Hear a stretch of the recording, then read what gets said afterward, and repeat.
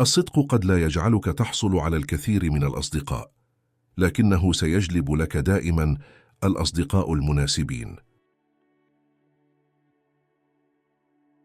لا تقلق بشأن ما يفكر فيه الآخرون عنك، لأن الجميع يفكرون في أنفسهم فقط. كل ثانية تقضيها في مقارنة حياتك بحياة شخص آخر هي ثانية تقضيها في إضاعة حياتك. لا تتعلق عاطفيا بأي شخص. تغيرت الناس، حتى أفضل أصدقائك يمكن أن يتحولوا إلى غرباء في يوم من الأيام. تعلم أن تكون راضيا وسعيدا بمفردك. إذا كنت بحاجة إلى شركة لتكون سعيدا، فسوف تجعلك ضعيفا. شارك تقدمك وليس أهدافك، وستكون متحمسا دائما. لا تخف من أن تكون وحيدا. أن تكون بمفردك أفضل بكثير من أن تكون مع أشخاص سيئين. الأشخاص الذين يطلبون منك أكثر من غيرهم هم الأشخاص الذين يفعلون الأقل من أجلك. يقدم لك الأشخاص النصائح بناء على وجهة نظرهم. ليس كل ما في دماغك يحتاج إلى الخروج من فمك. لا تفعل أي شيء قد تضطر إلى الكذب بشأنه لاحقا. الضوء يسافر أسرع من الصوت، ولهذا السبب يبدو بعض الأشخاص متألقين حتى تسمعهم يتحدثون. لا تبحث عن السعادة، فهي دائما بداخلك.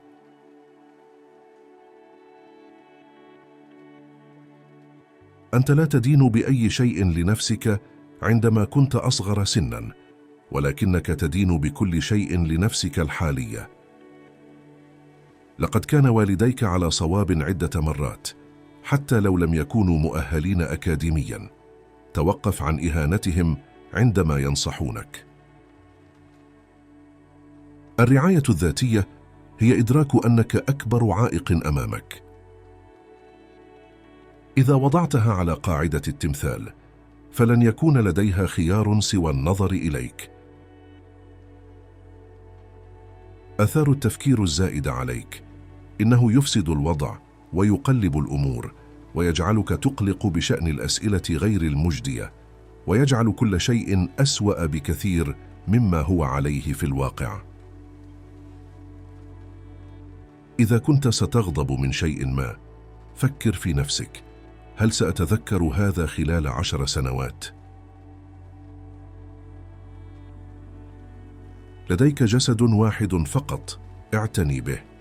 ستحظى به طوال حياتك، وعلى الرغم من أنه مرن بشكل لا يصدق، إلا أنه يمكنه أن يمنحك فقط ما تضعه فيه. إذا أكد شخص ما أنه يقول الحقيقة، فيمكنك التأكد من أنه يكذب. كل ما لديك من قوة ونفوذ هو ما تقرر أن تفعله بالوقت الممنوح لك اليوم. لن تخسر أبدا أي دور إذا لعبت بنفسك. لا تقارن ما يحدث خلف الكواليس في حياتك مع أبرز الأحداث التي يمتلكها شخص آخر. فقط لأنك تفتقد شخصا ما لا يعني أنك بحاجة إليه مرة أخرى في حياتك. الاختفاء هو جزء من التجاوز. تختار شريكا على أساس مظهره، وتستمتع به حتى تدرك أن أطفالك لن يتم تربيتهم على مظهرهم بل على قيمهم. لا يمكنك الحصول على كل شيء. أنت دائما تستبدل شيئا بشيء ما. لتعرف من هم أصدقاؤك الحقيقيون، ابحث عن الأشخاص الذين يقولون أشياء جيدة خلف ظهرك وأشياء سيئة في وجهك. إن التخلي عن الأمر أمر صعب للغاية، ولكنه أفضل شيء يمكنك القيام به. مع الوقت، كلما تمكنت من تحقيق المزيد من الانتصارات مع الخوف، كلما أصبحت أكثر شجاعة. لا تجعل أبداً من شخص ما أولوية، فهو يجعلك فقط خياراً. إذا كنت صديقاً للجميع، فأنت عدو لنفسك.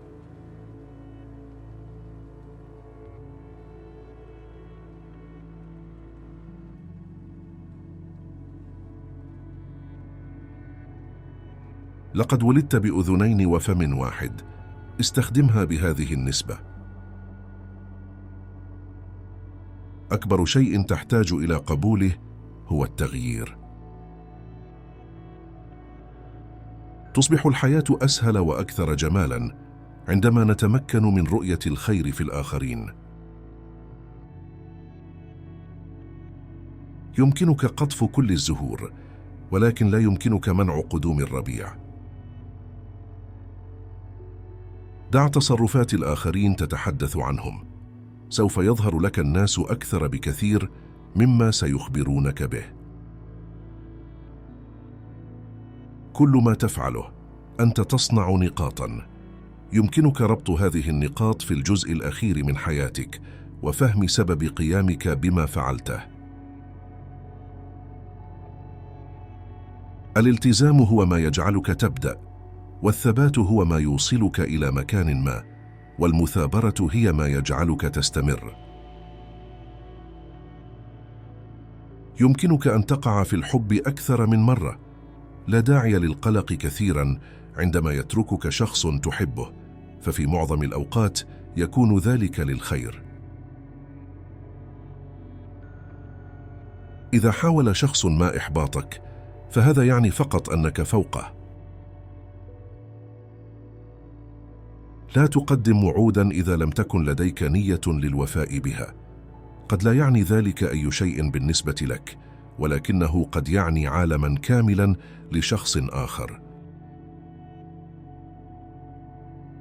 إن العودة إلى حبيبك السابق هي بمثابة الاستحمام وارتداء الملابس الداخلية المتسخة مرة أخرى. حافظ على عقلك متفتحاً وتصرف مثل الفنان، ولكن فكر وافشل وتعلم مثل العلماء. أنت لا تجد غرضك في مكان آخر، بل قم بإنشاء غرضك أينما كنت بالضبط، وأنت تتحمل المعنى لذلك. حياتك بأكملها يمكن أن تتغير في لحظة، لذا فبدلاً من أخذ ما لديك بشكل سلبي، كن ممتناً له وافعل كل ما في وسعك من خير به. أنت تصبح ثرياً عندما تبحث عن تجارب جديدة وليس عن أشياء مادية. العمل يولد وضوحاً أكثر من التفكير، لذلك لا يمكنك التفكير في طريقك إلى حياة جديدة. عليك أن تتصرف في طريقك إلى حياة جديدة. الحياة التي تعيشها هي ببساطة انعكاس لعقليتك. ملاحظة: السعادة ستقودك إلى البؤس حتى تدرك أن السعادة هي الطريق.